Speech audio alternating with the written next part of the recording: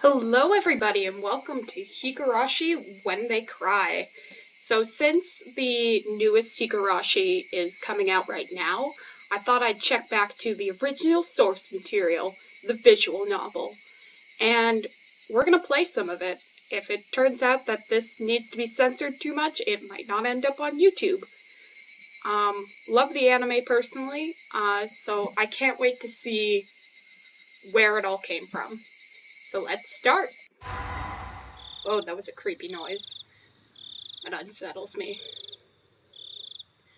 Welcome to the world of Higurashi When They Cry. The Onikakushi arc will be the opening, inviting you into this world. Don't play tough, please just enjoy life in Hinamizawa to the fullest. The difficulty is extremely high, but I hope you will enjoy the reward. I hope so too. Let us start. Ugh, creepy. Ugh. Children laughing. Please do not lament, I will forgive you even if the world will not forgive you. Please do not lament, I will forgive you even if you will not forgive the world. So please tell me, what will it take for you to forgive me? Frederica Bernkastel.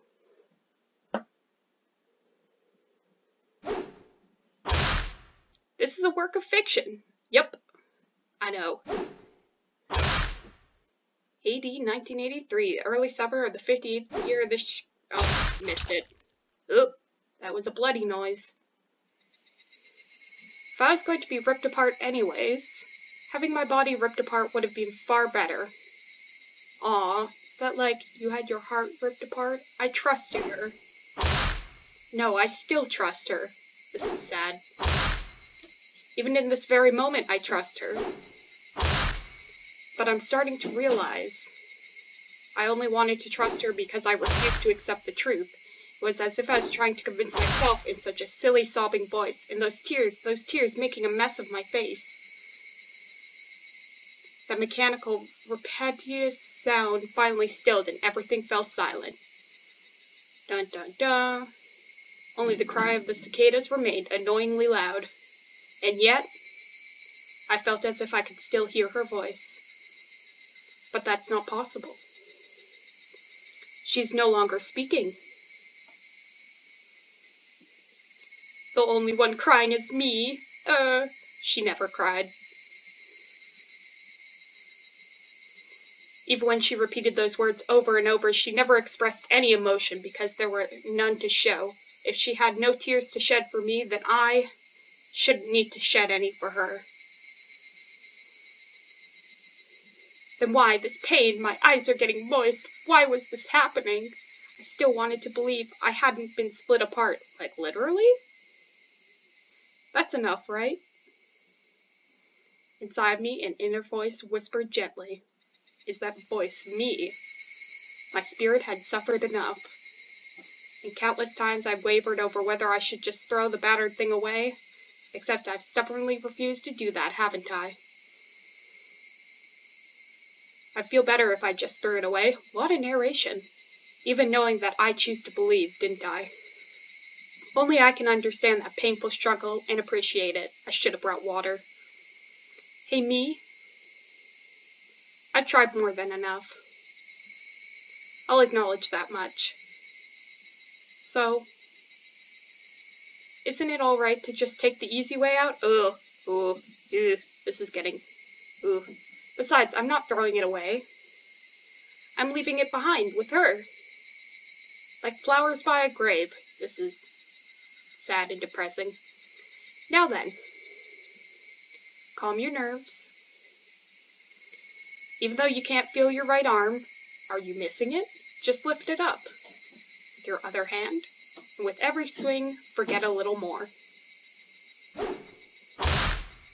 That kindness made me happy. That adorable smile brought me joy. I like petting your head. I loved how demure you were. Because this will be the last time. Because when I swing this down, I'll forget. This is my first and last bouquet for you of blood.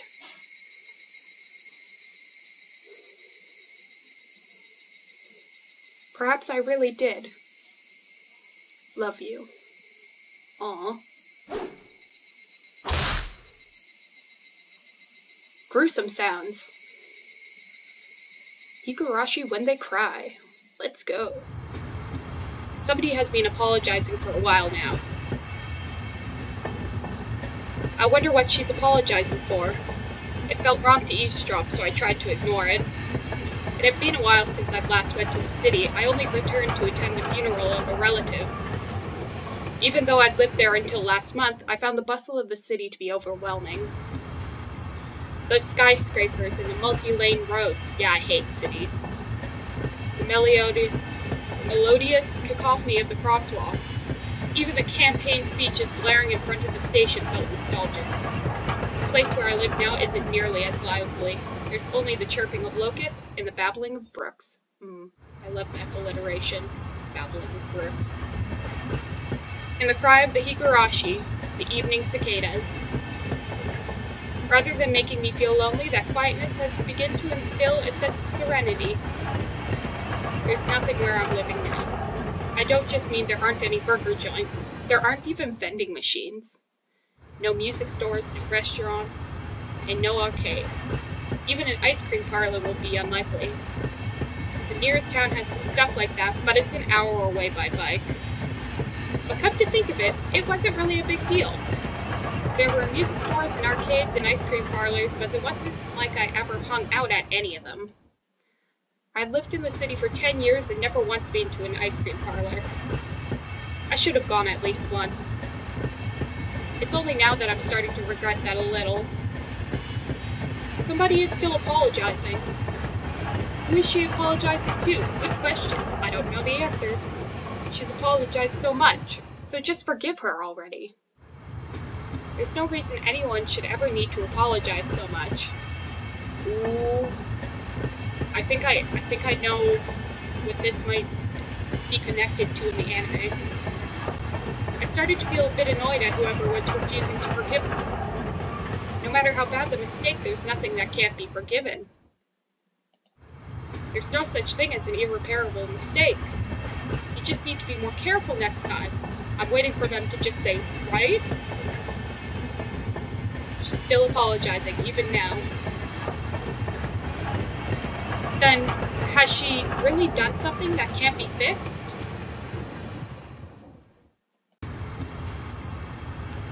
I have no idea what she's done, but if it can't be fixed, then that's all the more reason to forgive her. No matter how much she apologizes, nothing will change. But even so, she keeps apologizing in such a heartbreaking voice. Hey you, the one she's apologizing to. Why don't you just go ahead and forgive her? She is apologizing in such a pathetic voice. Keiichi, we're almost there. Wake up. I was finally roused from my nap by my father's prodding. Oh, so it was a dream. That makes sense. It seemed the train had reached its final stop. We'd spent hours riding everything from the bullet train to the local routes. It was hard to believe that the landscape beyond the window and the city I was in half a day ago were in the same country. No, that they were even from the same era. From there, we'd take a car deeper into the mountains. I really like this art style, by the way.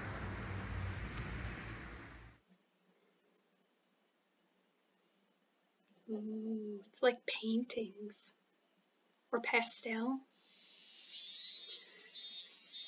Past where the dense forest encroaching on the mountain suddenly opened up. Oh. There, where I live now, Hinamizawa.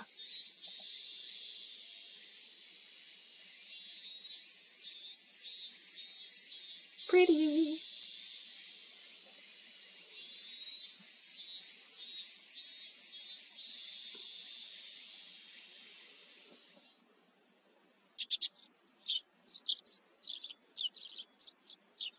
Even though we were approaching summer, the morning air still has a frigid bite. Although in exchange, you could fill your lungs up with crisp, clean air. Flipping open the window, I was greeted with a verdant expanse. Nothing but trees. Oh, I love it when it's like nothing but trees. Cities suck. The neighboring house was far away on the other side, so I was probably the only one enjoying that view and that air. I filled my lungs with another deep breath. Since I started living in Hinamizawa, I learned that even air had its own taste. It does. Ooh, I'm just doing a little dance right now because, like, this is good stuff. I quickly finished getting ready for school and headed downstairs for breakfast. My mother was the only one there. My father was nowhere to be seen. He was probably up working until the early morning. Dad had a rather unconventional job as a painter. It's such a laid-back profession. Get up when you want, sleep when you want, and work when you want. I was so jealous of that easygoing lifestyle. I even wrote for school that I wanted to be a painter when I grew up. Dad was ecstatic about it. It was just because it looked easy. I'd never tell him that, though. Mom laid breakfast out on the table. Seaweed, pickled vegetables, raw egg, and grilled salmon. My mom was such a good cook, it was scary. Is that a knife on the ground? A perfect, immaculate, ideal breakfast. Unlike my dad, who didn't even know the meaning of the word schedule, my mom never squandered any time or effort. She hummed a little tune as she brought over the miso soup. It seemed like she was in a good mood today. This music is putting me in a good mood. I'm so happy you've been waking up early since we moved here, Keiichi. If I don't wake up early, I won't have time to eat breakfast. I thought I was being cute, responding with a wisecrack after being praised for being good. Full bowl of rice, or will half be enough? Always the full bowl. Pile it on. First, I savored the steaming hot rice with the seaweed. Now I'm hungry. After that, I covered it with the egg. I might just have to order, like, sushi or something after this. Between bites of rice, I enjoyed the crunch of the pickles. Not bad at all. I'm sure it's not. I'm sure it's amazing. Excellent as usual. Do it. Watching me clean my plate, Mom gave me a warm smile. I'm so happy you haven't skipped breakfast ever since we moved here, Keiichi. I was not a morning person when we lived in the city. I slept right until the last minute before school and rarely ate breakfast. Boycotting the breakfast Mom made me each morning, that was probably the only way I could protest being forced to attend cram school. I guess that's what you'd call my rebellious phase. I wouldn't so much as look at the breakfast she woke up early every day to make. Wow, how rude. If I could go back in time, I'd slap myself. I'd slap you too. Mindful of the time, Mom rushed me along with a wide grin. Isn't it about time to meet up with Rena-chan? Hurry, hurry! Mom really enjoyed the fact that her son was going to school with a girl. Rena is one of my classmates. She really loves looking after people, coming to meet me every day without fail.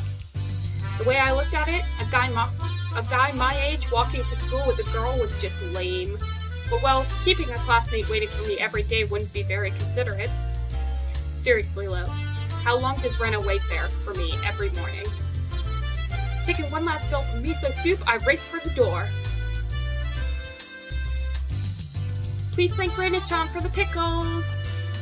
Come to think of it, those pickles weren't store-bought, were they? If I'd known that, I would have savored them a bit more. Good. Morning! And now we get to meet my favorite character from the anime! Yes! Keiichi-kun! Good morning! Her cheerful greeting was as fresh as the morning itself. You're always so early. You should try sleeping in sometime. If I sleep in, I'll keep you waiting. She's so conscientious and such a good person. I know, she's amazing. If that ever happens, I'll just leave you behind. Keiichi-kun, you're so cold. I wait for you all the time. I'll leave you in the dust. Without looking back. Why are you so mean? Why? Rena had a slightly troubled look on her face. Toying with her was rather fun because of how quickly her mood changed. I'm kidding, I'd wait for you.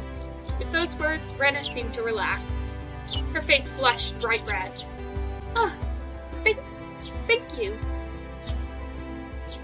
I'd wait forever until you came, Rena, no matter how long. Forever? Rena turned bright red, steam rising from her head as her brain short-circuited. She's especially weak to this sort of dog. It's quite rare to find someone this fun to tease. Have you ever read a romance novel, Rena? Huh? I haven't. Never read any before. From that response, I gathered she wasn't interested in them, but was too embarrassed to actually buy one. I couldn't imagine what would happen if she did read one. She'd probably turn red and pass out. Oh yeah, message from Mom. She says thanks for the pickles. It was nothing. You're welcome. How were they? Not too salty? They weren't that salty. Actually, they had a pretty light flavor to them. Would have been fine to just be honest and say they were good, but apparently I couldn't be that forthright. I'd like to ask something before that. Were you the one who pickled them, Rena? Or was it your mom? Huh? Why do you ask? Were they too salty? Her attitude completely changed as she began to panic frantically. Was it you, Rena, or was it your mom? Why are you asking who made them? Why? Depending on who made them, my opinion of them might change drastically. Huh? She counted frantically on her fingers, trying to remember the amount of salt she used to pickle them. It wasn't like I was trying to tease her, but I couldn't stop myself. Guys who take pleasure in this kind of thing are probably the worst. Guys like me. Rena nervously opened and closed her mouth over and over, trying to muster a response. It was me. Delicious. Huh? Pretty good, just like the last ones. They went perfectly with the rice. Her face went bright red again. She was completely spacing out. It truly was a lot of fun to tease her. I pray that Rena never gets taken advantage of by some lowlife. Keep at it, Rena. I'll train you until you handle it like the average person. Or so I decided for myself. Let's go. If we keep Neon waiting, we'll never hear the end of it. Seeing as she just keeps spacing out otherwise, I called Rena back to reality so we can make our way to school. This strange, easily flustered girl is Rena Ryugo. Ryugo? Yeah, whatever.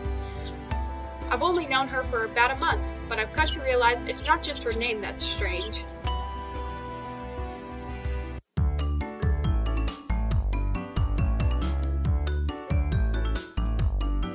And with that, we're gonna stop for now. I know, bit of a cliffhanger since we're just about to meet a new character, but I just like to make cliffhangers. So that'll be the first part of our Higurashi Chapter 1 playthrough. I hope you enjoyed so far. I know it was a lot of me just narrating at the beginning and not really being able to get into the voices much later on in the meat of the story. But so far I'm enjoying it. It was really creepy at the beginning and it was real cutesy once we finally got to the characters. I like the contrast. It's a really good subversion of expectations, and that's my favorite thing to find in shows, in books, and anime, and anything, really. So, hope you all have a good day, get outside, and hit that like button, subscribe! I feel ridiculous saying that. Anyway, see you all in the next video.